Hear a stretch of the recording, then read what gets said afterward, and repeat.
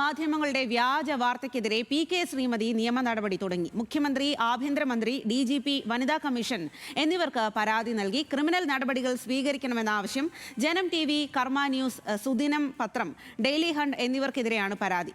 വിവരങ്ങളുമായി അർജുൻ രാജാണ് ചേരുന്നത്. അർജുൻ, ഇന്നലെയാണ് ഈ ഒരു സംഭവം ഉണ്ടാകുന്നതും പി.കെ. ശ്രീമതി മാധ്യമങ്ങൾക്ക് മുന്നിൽ വന്ന് വിതുമ്പുകയും ഒക്കെ ചെയ്തത്. അപ്പോൾ അതിൽ രാഷ്ട്രീയ ഭേദമില്ലാതെ എല്ലാവരും അവർക്ക് വലിയ പിന്തുണ നൽകുകയും ചെയ്തു, സോഷ്യൽ മീഡിയയിലടക്കം. എന്തായാലും നിയമ നടപടിക്ക് ഒരുങ്ങുകയാണ്, നിയമ നടപടി ആരംഭിച്ചിരിക്കുകയാണ് എന്നാണ് മനസ്സിലാക്കുന്നത്. എന്താണ് കൂടുതൽ വിവരങ്ങൾ?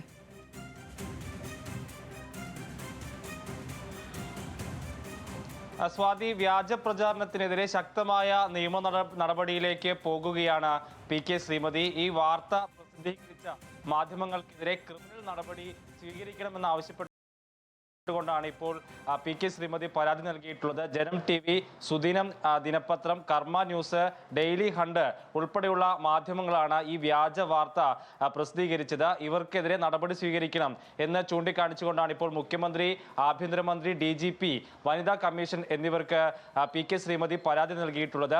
ഈ വാർത്തയുടെ വിശദാംശങ്ങൾ ഉൾപ്പെടുത്തിയാണ് ഈ പരാതി ഇവർ നൽകിയിട്ടുള്ളത്. ഈ സോഷ്യൽ മീഡിയയിലടക്കം ഈ വ്യാജ വാർത്തകൾ ഇപ്പോഴും പ്രചരിക്കുന്നുണ്ട്. അത് പൂർണ്ണമായും നീക്കം ചെയ്യണമെന്ന് ശരി അർജുൻ, ഇപ്പോൾ നമുക്ക്